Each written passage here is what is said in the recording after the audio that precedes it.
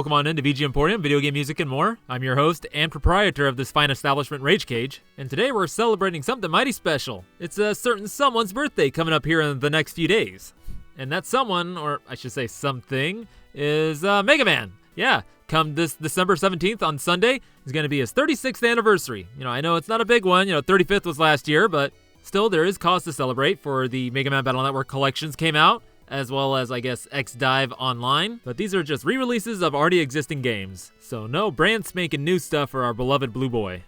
And before we get into this proper, I should mention that my birthday is also coming up on the same day as Mega Man's, which will make me 36 as well. Yep, so my date of birth and Mega Man's original release in Japan was in December 17th, 1987. So yeah, with that out of the way, Mega Man! He's a cool little robot what fights other robots and gets their powers and all, and he has all kinds of games, and there's all different kinds of versions of him as well. And I did kind of go into them briefly, but mostly featured the music from all the mainline games in episode 49, Mega Man 35th Anniversary Mega Mix. 15 minutes shy of 2 hours of nearly non-stop Mega Man music. So you may be wondering, what can I do for such an arbitrary anniversary that is the 36th? Well, I'm going to be doing what I'm calling another mix, where we're going to be diving into all different kinds of spin-offs from all the different mainline games, as well as just some oddities.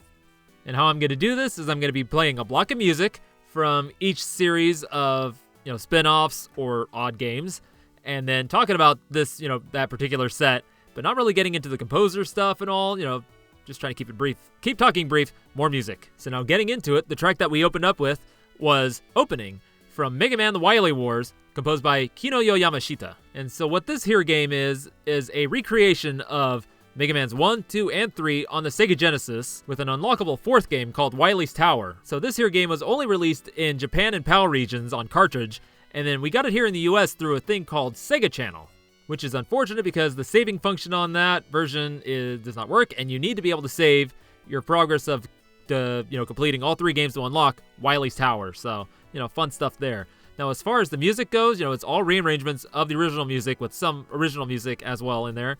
And then for, the Mega Man 1, the arrangements are pretty straightforward. Mega Man 2, the music, the arrangements are getting a little bit more looser.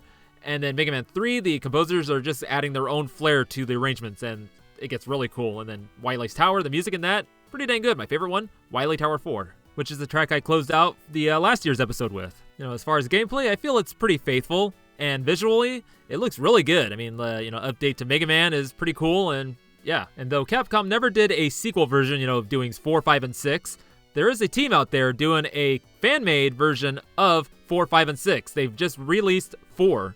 And the really cool thing is that there's 2 versions of the soundtracks. There's one where it's just done like how the Wily Wars arrangements are done, and then there's one where it's a lot more just like, their spin on it. And if I remember correctly, I think there's also a mode where they remix stages as well, but that's for another day.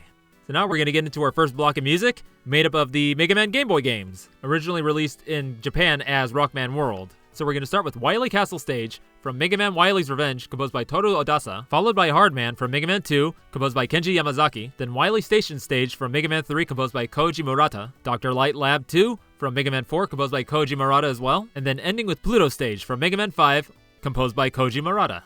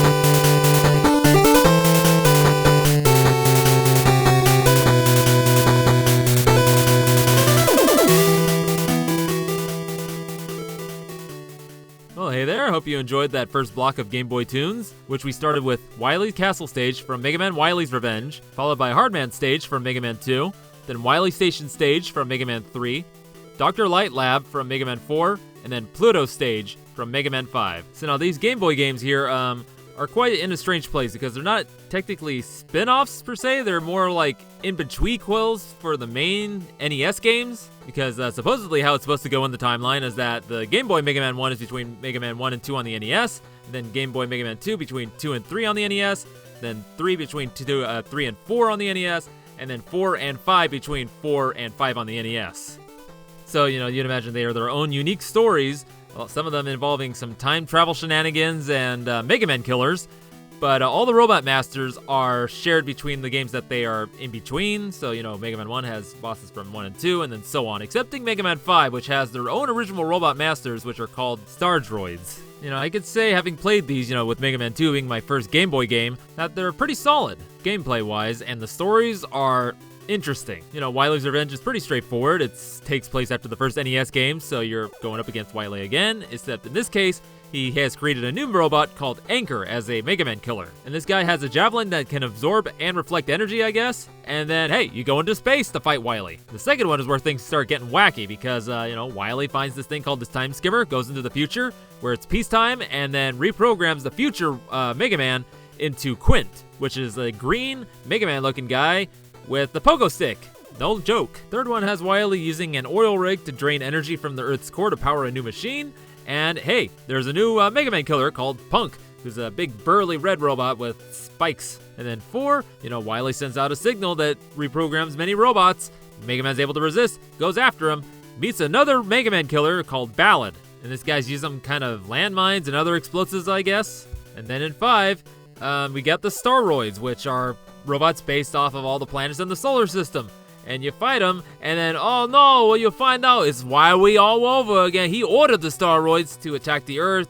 You go fight Wily, he reawakens his ancient robot called Sunlord, and then Sunlord turns on him and then fights Mega Man. And hey, we get introduced to a robot cat named Tango, who he can turn into a buzzsaw and bounce off walls. Ain't that great? And now for the music, most of it is just Game Boy versions of the NES music, excluding Mega Man 5, which is all original music. But what I played for you today was all original music from the games, excepting Mega Man 2, which I don't know if that's like a rearrangement or an actual original track for it, because it's so weird. I don't know what Kenji Yamazaki was doing with the Mega Man 2 Game Boy soundtrack. Some of them you can kind of hear some of the original themes in there, but the other ones are just like really not, I don't know. It's just a really weird soundtrack, and go listen to it for yourself. So now you would be forgiven in thinking that these were the only 8-bit handheld Mega Man games, and the reason for that would be because one of them was released on the Game Gear, and the other was a Japan-only release released on the Wonder Swan. And the Wonder Swan one is very interesting because it's technically a sequel to 2 different Mega Man games, but we'll get into those after these tracks. So up next, I got you a very wonky version of Snowman's theme, originally composed by Maru Yamaguchi and arranged by Martin Walker, followed by a much more competent and pretty cool arrangement of Opening Stage from Rockman and Forte 2, Mirai Kara no Coosensha, originally composed by Naoshi Mizuta, arranger unknown.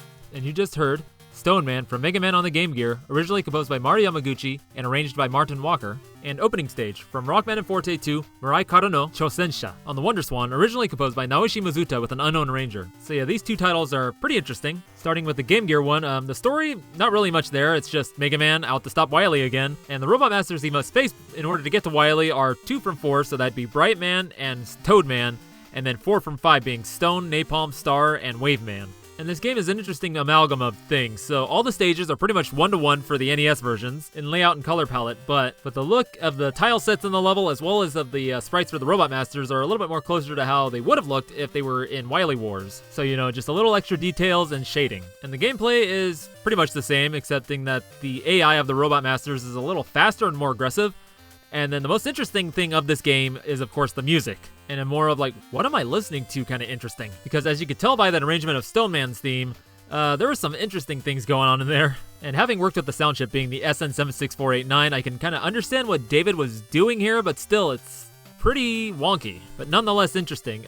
If you really want to ride for your ears, check out Brightman's theme on this game. It's something else. And so this brings us to Rockman and Forte 2, and I'm going to go with the translated title, Challenger from the Future. And this one was released on the Wonder Swan. And this game is in a very interesting place because it is a sequel to Rockman and Forte, which was released on the Super Famicom, but the story is actually a continuation of what happened in Mega Man 2 on the Game Boy. So yeah, try to wrap your head around that one. So the story goes is that in Symphony City, and you know, everything's at peace, until it's attacked by a group of robots that are known as the Dimensions, who are revealed to be from the future, led by a Rockman Shadow. So Light sends Mega Man out to fight those robots, whereas Wily sends Forte out to figure out who this dark Mega Man is. So yeah, you know, this game is pretty interesting. Nice big chunky sprites, kind of pretty close to how they look in the SNES version, but you know, a little more limited because 8-bit system. And the music's actually pretty dang good. It's all arrangements from the music from Rockman and Forte on the Super Famicom. Case in point, this opening track right here, whereas the original version is a little bit more kind of like a slower, laid-back kind of jazzy tune. This one, they add a little bit of shuffle and speed it up a bit, and I like it just as much as the original, and maybe just a little bit more. Because, you know, being able to take 8 channels and cram it down to 4 and make it sound just as good, I'm all for it. Now, one thing I really want to talk about are the Robot Masters in this game, because they are a really, really strange bunch. So starting, we got Dangan Man, which is basically a giant bullet with arms and legs. Then we got Konron Man, which is a stovetop. Aircon Man, which is basically an air conditioner, so it looks like Airman, basically. And then Komuso Man, who is based off of the Komuso monks, which are those guys that wear the baskets on their head and play flutes for money. And that's kind of silly. And then Clockmen, which is a twin pair of Robot Masters which control time and they do different things, and they, it's like Gemini Man, basically. And then this brings us to the coolest looking of the bunch, Compass Man, which this guy is able to separate his upper and lower half so that he can just spin around with his top and then kick around with his bottoms. It's kind of crazy. Now, so far, this is just looking like a really strange sequel to Rockman and Forte. Maybe the only connection to Mega Man 2 that you might see is the time travel stuff. Well, here's the kicker. The main baddie, Rockman Shadow, is actually a prototype of Quint, who was from Mega Man 2 on the Game Boy, if you remember. And this prototype, now Rockman Shadow, was scrapped in place of Wily just reprogramming the future Mega Man into Quint. So definitely some wacky stuff going on here. Now, one last note before we move on is that this is not going to be the last time we encounter the Wonder Swan. No, sir. Got another track for you a little later on, so make sure to stick around for that. So now, getting into our next block here, it's quite a strange collection of spin-offs here. We got a board game, a sports game, a racing game, and an FMV adventure game. Yeah, so to start off, we have Cold Island from Wily and Wright, no Rockboard, that's Paradise, composed by Yuki Iwai. And then we have Enker from Mega Man Soccer, composed by Toshio Okamoto, Kenichi Tomizawa, and Norihiko Togashi, followed by Battle from Super Adventure Rockman, possibly composed by Takumi Ozawa and or Keiichi Takahashi. And ending with Kickabout, theme of blues from Rockman Battle and Chase, composed by Yoshinori Ono.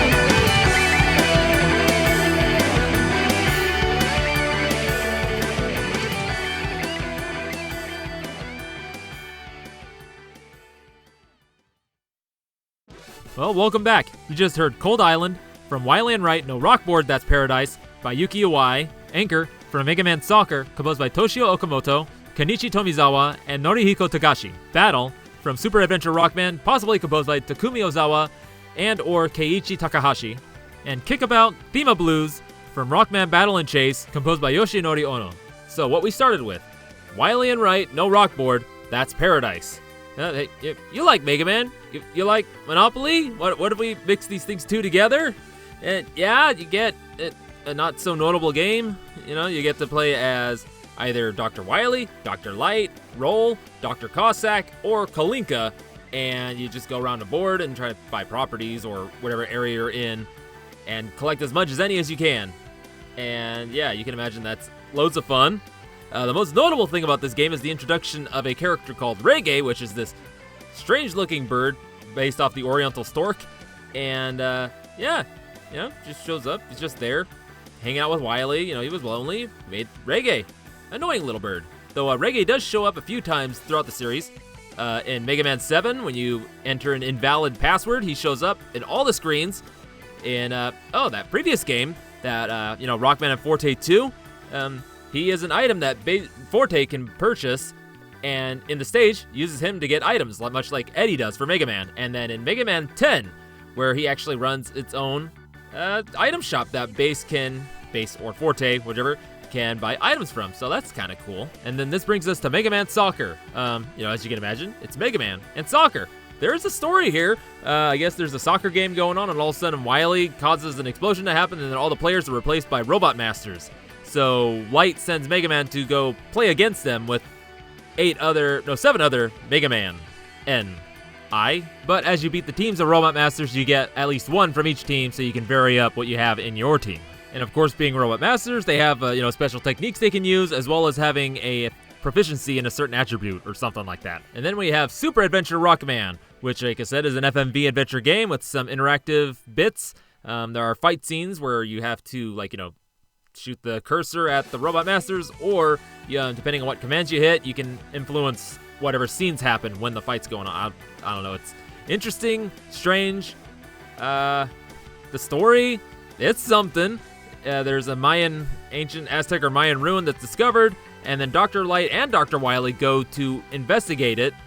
Dr. Wily finds some ancient technology in there and tries to use it to take over the world again, and so Mega Man has to go and take care of business, and all the other Robot Masters are coming back to stop him and stuff. So, the cool thing I'll note about the story of this game is that it was actually used as a basis for an arc in the Archie's Mega Man comic. And actually, Retronauts, God bless them, just recently did a whole episode about those Mega Man comics, and they actually have author of the series, Ian Flynn, on as a guest. And it's a really good episode. I highly recommend you go check it out. Episode 578 of Retronauts. And so this brings us to Rockman Battle and Chase. And the story here is pretty goofy. There's a race going on called Battle and Chase with a 10 million Zenny prize. And so naturally this draws the attention of a bunch of Robot Masters that enter the race, as well as Mega Man, who's there to win the prize to be able to help Dr. Light replace his computer, which was destroyed in a lightning storm of all things. So as you can imagine, this is very much like Mario Kart, excepting that all the characters have their own special abilities. So for example, Mega Man is able to use his Mega Buster from the front of his car.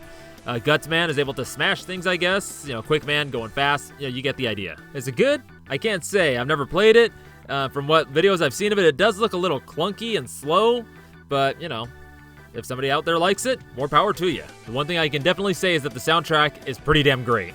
Alright, so now with this block, we're getting into the last of the classic Mega Man spin-offs, being made up of the Mega Man fighting games. 3 of them. Yes, 3.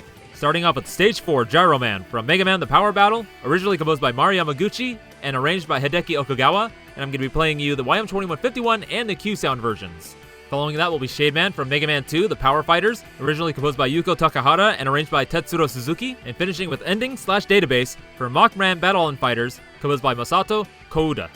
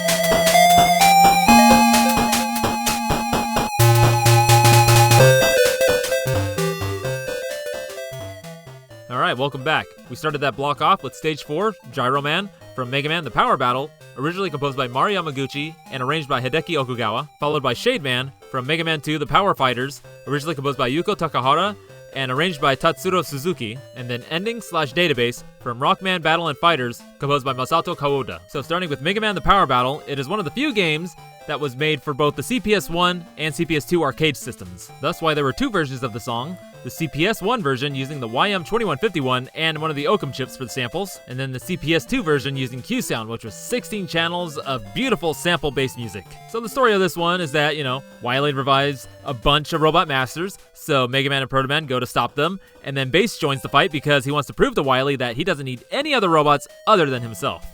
And this being a fighting game, you don't have to go through stages. You just go right into the fight, and the moves that you have are your Buster, Slide, or Dash, depending on which character you have, and then their own special techniques. But in Mega Man fashion, with each Robot Master you beat, you gain their power to use against others. And then the three, Mega Man, Proto Man, and Bass, all have their own unique endings. Then this brings us to Mega Man 2, The Power Fighters. And in this one, Dr. Light discovers an interesting energy. And of course, Wily wants this, so he sends a bunch of Robot Masters that he just revived to go get it, kidnaps Roll, and so the Mega Man, Proto Man go to stop them again, and Bass decides to join them because, what is Wily doing to reviving all these Robot Masters when he already has him? But there is a mysterious fourth, that being Duo, who would be introduced in Mega Man 8. Other than the, addition of Duo and the extra story stuff, this is pretty much the same as Power Battle. But the one thing of note is that Bass's ending shows Wily working on Zero from Mega Man X. Yes, and this would be in connection with Mega Man X4 that would be coming out the next year. A shocker! Capcom actually caring enough to add this little through line from the classic to X series. Cool, huh? And this brings us to Rockman Battle and Fighters, which was released on the Neo Geo Pocket. We're getting all the handhelds in this one. And this game is pretty dang cool, being that it has D-makes of both Power Battle and Power Fighters. And other than, a couple modes being missing and, of course, the graphics and sound being reduced to a 8-bit versions, they're pretty much the complete arcade games. And one thing I'll note is that this game looks really good for being on an 8-bit handheld. And if you're interested in checking this one out, it was released in the Neo Geo Pocket Collection Volume 2. And thus brings us to the end of the spin-offs for the Mega Man Classic series, and brings us into Mega Man X. Though this section only consists of one music block, that's because there's not a lot of Mega Man X spin-off games, which only includes 3 as far as I can find. I'm not going to include X-Dive here because I couldn't really find an original song. Most of it was just like songs from other games or remixes of those songs. It's like, I don't know where it's at.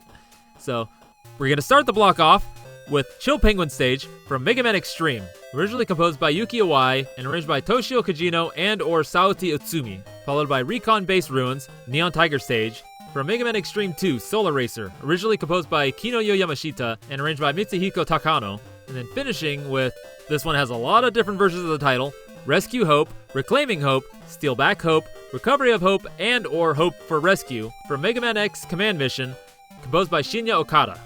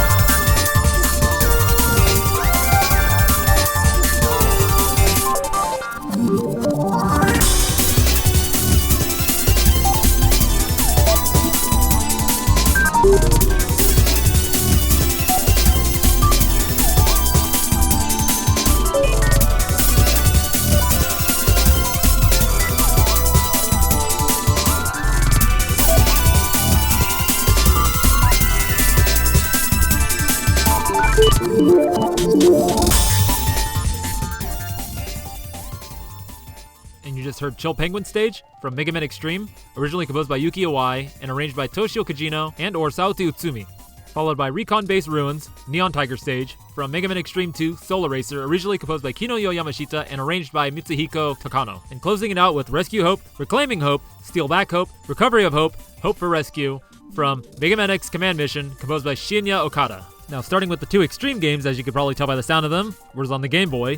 They're like the Mega Man Game Boy games and being like in-between quills. The first one taking place somewhere between X2 and X3, where a group called the Shadow Hunters hacks into the world's mother computer. And in the ensuing chaos, X finds himself inside the mother computer and must go destroy the battle data for all the Mavericks. In this case, 4 from X, 4 from X2. And finding out who the mastermind behind all this was, oh no, it was Sigma again! And it always will be. So now a quick comment on the music. You know, all the arrangements in this game are pretty nice, especially Chill Penguins having that nice samba rhythm going on, really playing to the strengths of the Game Boy sound chip. Then moving on to Extreme 2, taking place between X3 and X4. And the reasoning in this one for fighting, you know, old Mavericks is because a Reploid by the name of Burkana, who is known as a Solar Racer, is using what's called DNA souls to resurrect already defeated Mavericks. And so playing as either X or Zero, you gotta go through and fight all these Mavericks once more. And oh hey, Iris and Colonel are here too. So you eventually find your way to Burkana and this guy Gareth, I guess. And yeah, you think, hey, we're gonna beat them up. This is gonna be it. These are the bad guys. Oh no! Oh, hooey balooey, who saw that one coming? Sigma! Oh! But seriously, this guy just won't stay dead. And then this time around, the music, and then the arrangements of the Maverick themes in this game are a pretty interesting mix. So some of them stay close to how the SNES versions sound, of course, you know, being Game Boy'd. And then some sound like classic Mega Man, and then in the case of this one, Neon Tiger, it actually sounds like something from DuckTales. So that's pretty neat. So then this brings us into Mega Man X Command Mission. And this is an interesting one because there's some that say that it is set sometime between Mega Man X and Zero, and then some say that it's an alternate timeline. I don't know what the official, you know, ruling on this one is, but either way, it's an interesting game. RPG, Mega Man X. You know, how can you go wrong? I mean, sure, it doesn't really do anything like innovative or too exciting, but still, it's pretty cool. And the new look that X has in this game, it's pretty cool looking. Actually, it makes me think of a Net Navi from Mega Man Battle Network. And he has that really cool plasma scarf that trolls behind whenever he rocks. Runs, I just combined runs and walk together. Rocks. Well, he is a rock man. So the quick of the story here is that a new material called Force Metal is discovered, and Giga City is an artificial island which is specializing in, you know, working with this material. And then a group of Mavericks led by a 1 Epsilon attack the island to get the Force Metal. So the Maverick Hunters, now being led by a Colonel Redips, which is quite a silly name I must say, dispatches a group of Maverick Hunters led by X, and thus shenanigans ensue. So of course you have your main allies, Zero and Axel, and then you meet some new ones. You have Massimo, Marino, Massimo, Nana, and Spider, who doesn't seem to be around whenever Redips shows up. Huh. And so throughout this adventure, you go to try to stop Epsilon, and he turns out not to be the big bad. Oh no, it can't be Sigma! It's not.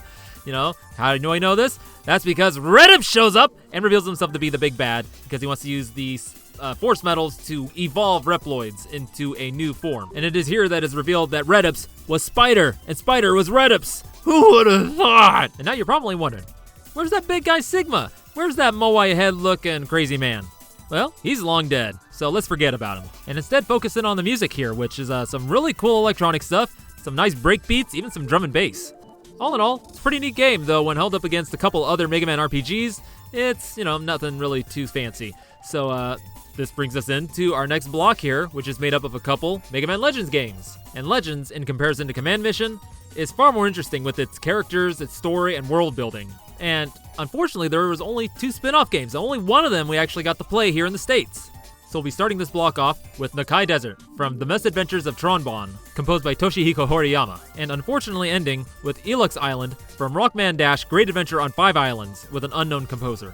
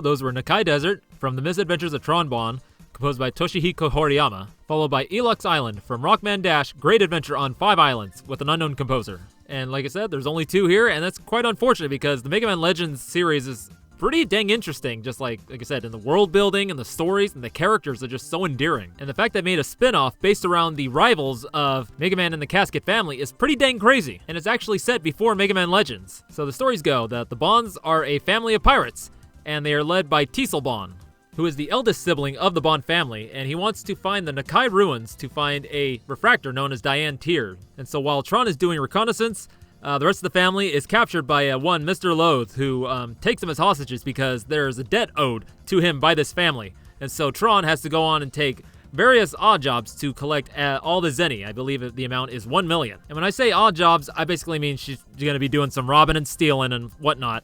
And she does this with her Gustav mecha suit and her surf bots. And so I actually got to play this game. It was a rental, but still I got to play it nonetheless. And yeah, it was really fun. And all the characters I said were just really endearing, like Tron's relationship with all the surf bots, and all the surf bots have their own little personality quirks is just pretty hilarious. And especially the rivalry that forms between Tron and Diane Marmalade, who is an officer that is trying to capture Tron whenever she's doing her robberies and other shenanigans. And did I mention the game looks great? Like for being a PS1 game, low poly, just the textures and everything are really just expressive and colorful and wonderful, and gave us a little glimpse into the jump from Mega Man Legends 1 to Mega Man Legends 2 and how it would look. And so this brings us into some interesting territory here with Rockman Dash Great Adventure on 5 Islands. And what makes this game interesting is that it was a mobile phone game. And I'm talking about mobile phones, not smartphones, but like actual flip phones, what were called feature phones in Japan. And these things were pretty impressive. The character models are actually an improvement over Mega Man Legends 2, though the gameplay and movements are a little stiff because, being on a mobile phone. But the most interesting thing is this released in 2008. So they still had these things going when smartphones were really starting to kick off. And so in this game, you have to explore 5 islands, it's in the name, though on the initial download, you would only have 2 islands to start with, and then the other 3 were DLC, which was done through the iMode internet service. Now, I can't really say too much about the story, it's like, exploring these 5 islands, chasing down the Bonds, finding a tower that tries to go to Elysium that doesn't work. Though more interesting is the story behind this game being made available to play without having to actually have one of these feature phones, which unfortunately I will not go into here because there's so much to say about it, but there is an article in the Rockman corner from the actual dumper of this game, Rockman Cosmo. And again, I'm going to reference Retronauts here because they did a whole episode about these Mega Man feature phone games, episode 518, where they have Rockman Cosmo and Naoya Shinota as guests to talk about their preservation of these games. And then one last note about this song here, you may be hearing some beeps here and there at the beginning, and that's because I had to record this from a long play on YouTube because there was no music rips of this anywhere that I could find. And so now this brings us to our last segment, or I should say last 2 segments, because I'm going to be separating this out into 2 blocks because with Mega Man Battle Network, or Rockman EXE as it's known in Japan, there's a surprising amount of spin-off games, though a good half of them were considered lost media until just recently, so we'll get into that once we get into that second block. So this first block is going to be made up of actual handheld and console releases. So we're going to start with Navi Clash from both Mega Man Battle Network Battle Chip Challenge on the GBA and Rockman EXE N1 Battle on the Wonder Swan, composed by Yusuke Beppu, followed by Net Battle 2 from Mega Man Battle Network 4.5 Real Operations, composed by Toshihiko Horiyama, and then Undernet from Rockman EXE Wonder Swan, composed by Akari Kaida, and then finishing the block with Internet, Densen Area, and Global Area from Mega Man Network Transmission, composed by Shinji Hosoi.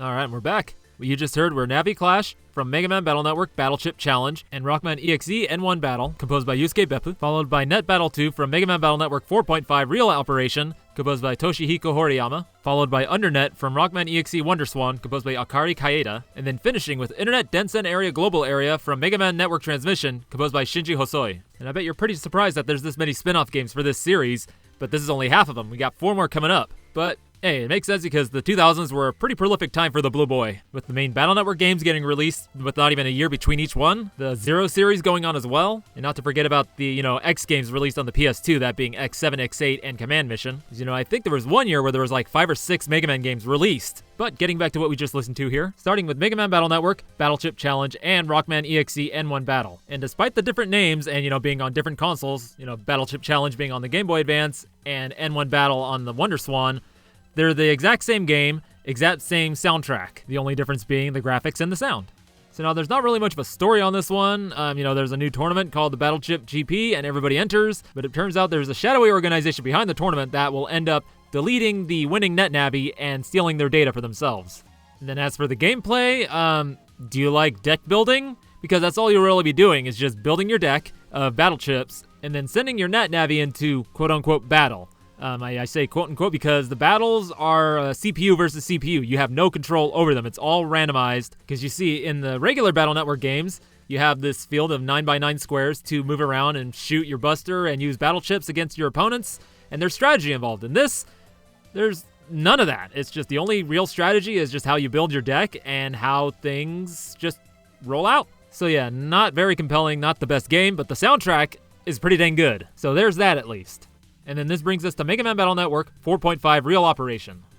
And this one's interesting because it takes that CPU-controlled battle style, mixes it with the regular Battle Network battle style where, you actually have the 9x9 grid still, but Mega Man, or whichever NetNavi you choose, because you have 21 NetNavis that you can choose from to start this game with, and they'll just move around of their own accord and do battle, do whatever.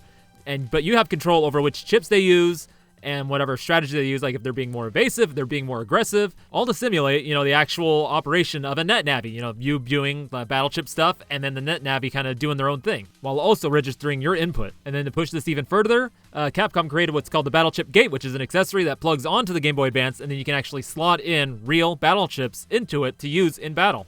And then outside of battle, you're able to freely roam the net, getting more Zenny, upping your stats, getting more battle chips. All of this to get yourself ready for various tournaments that happen throughout the game, I guess. And so one last thing on this one, like I mentioned before, you have your choice of 21 different NetNavis to use, and then you can unlock more as you play through, or even use the Nintendo eCard reader to unlock other ones. The cool thing is that they have all their own themes, and there are rearrangements from the original Mega Man games, excepting the Navis that were created specifically for Battle Network series. They get their own theme. And so then this brings us into Rockman EXE Wonder Swan. And the weird thing about this one is it plays like a classic Mega Man game. It's a side-scrolling action platformer. The cool thing about this game is that if you're not familiar with the Wonder Swan's button layout, there's the standard 2 buttons on the right, A and B, and then there's the 4 buttons on the left for directional stuff. But there's an additional 4 buttons above that other 4 that usually would be used for directional when playing in vertical mode.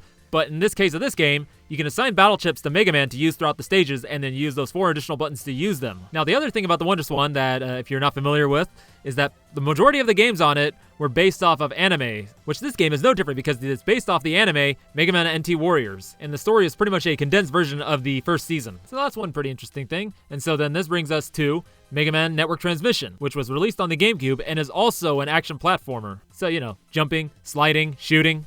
But you still have the custom bar, which once filled up, you get 10 random chips picked from your folder, which then you have up to 5 that you can choose from, which you can use alongside your regular actions. And then wait, rinse and repeat, custom bar fills up, you choose your battle chips, and then you can get more battle chips as you destroy enemies and pick them up. So now story-wise, this takes place about a month after the first Mega Man Battle Network game. And, everything's okay until events start happening, and it turns out there's a new virus out called the Zero virus. Can you guess who that's based on? Getting into PETs, infecting those, and infecting the NetNavis, as well as just wreaking havoc across the net.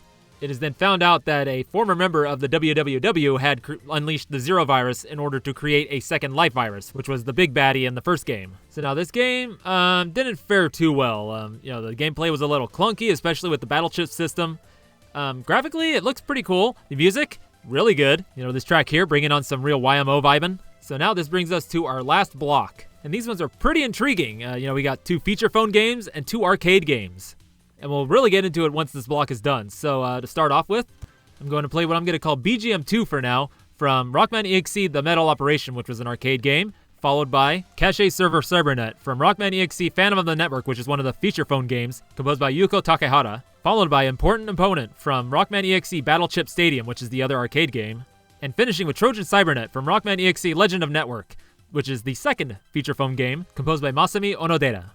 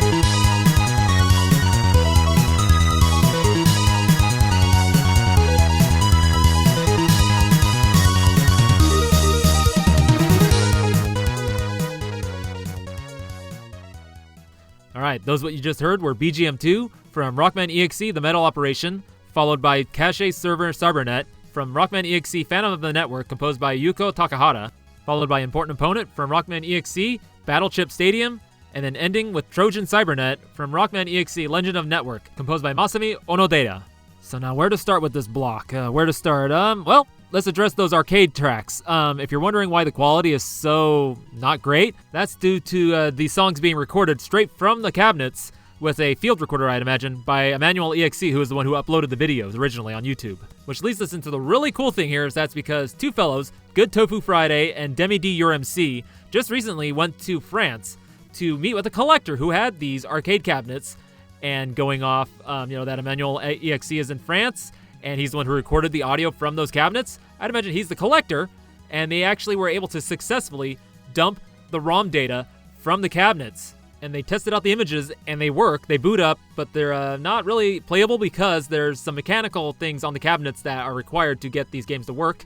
So they're going to have to make the updates in MAME to emulate these physical parts of the cabinets. So my big hope is that once they're fully playable, that somebody will be able to go in there and do some clean rips of the music. And once that does happen, I may do an episode focusing on them because, that's a pretty cool thing. And if that does happen, I'll also talk about how these machines worked because I'm not going to do that right now. Sorry. So then this brings us to the feature phone games, Rockman EXE, Phantom of Network, and Legend of Network. And the story on these ones is that Legend was released in 2004, and Phantom was released in 2006 on feature phones, which were flip phones that had more functionality than regular cell phones, but not as powerful as the new smartphones. And these two weren't just gimmicks, they were full-on games. They had, of their own story, introduced new characters, and they were released episodically through what was called the iMode service. And as long as you had a flip phone that was able to access this service, you could download it and play it all the way up until 2018 when everything was just dropped off of that. But in 2021, somebody anonymously donated a phone or two phones with these games on it